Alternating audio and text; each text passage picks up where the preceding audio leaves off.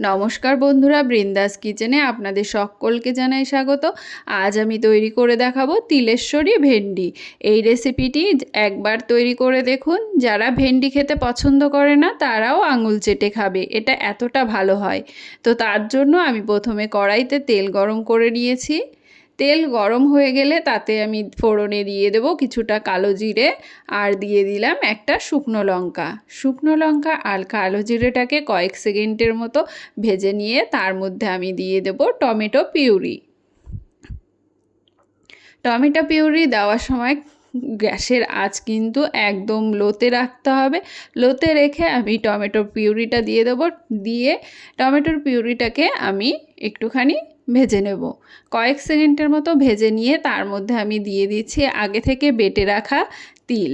তিলটা কিন্তু আমি শুকনো খোলায় আগে একটু ভেজে নিয়েছিলাম, হালকা একটু ভেজে নিয়ে তারপর সেটাকে বেটে নিয়েছি, বেটে দিয়ে দিলাম। তো তিলটা কাঁচা না দিয়ে আপনারা একটু শুকনো খোলায় ভেজে নিয়ে দেবেন, দেখবেন খেতে অনেক বেশি ভালো লাগবে।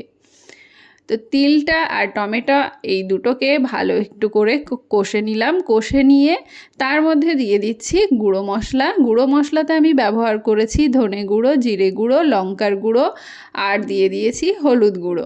গুঁড়ো মশলাগুলো দিয়ে সামান্য একটু জল দিয়ে মশলাটাকে একটু ভালো করে মিশিয়ে নিচ্ছি।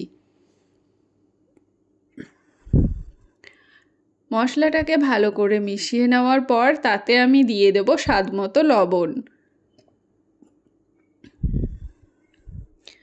স্বাদ মতো লবণ দিয়ে মশলাটাকে ভালো করে এবার কষিয়ে নেব।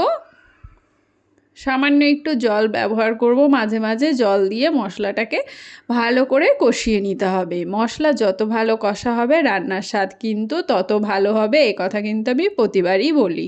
তো অবশ্যই মশলাটা একটু ধৈর্য ধরে কষিয়ে নিতে হবে ভালো করে।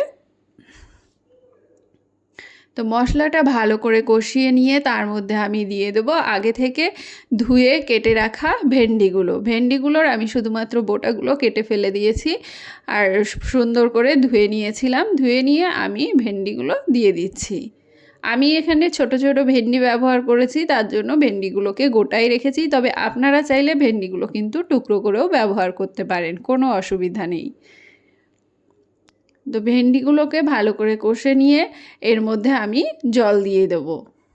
তো জলটা অল্প করেই দেব, কারণ এই রেসিপিটা কিন্তু একটু গামাখা গামাখা খেতেই ভালো লাগে, খুব বেশি পাতলা টেলটেলে ঝোল কিন্তু ভালো লাগবে না। তো সেই বুঝে জলটা ব্যবহার করবেন। জলটা দেওয়ার পর যখন ঝোলটা ফুটে উঠবে তখন দিয়ে দেবো 4-5টা কাঁচা লঙ্কা। কাঁচা লঙ্কাটাকে আমি চিড়ে ব্যবহার করছি, তবে ঝালটা আপনারা আপনাদের স্বাদ অনুযায়ী দেবেন।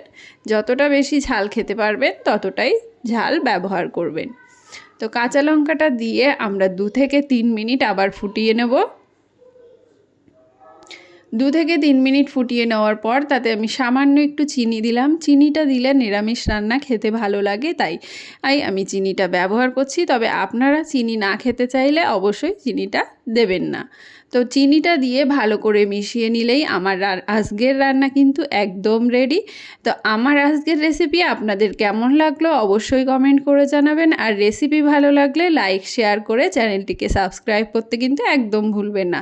দেখা হবে আরেকটি নতুন রেসিপির সঙ্গে, ততক্ষণের জন্য টাটা।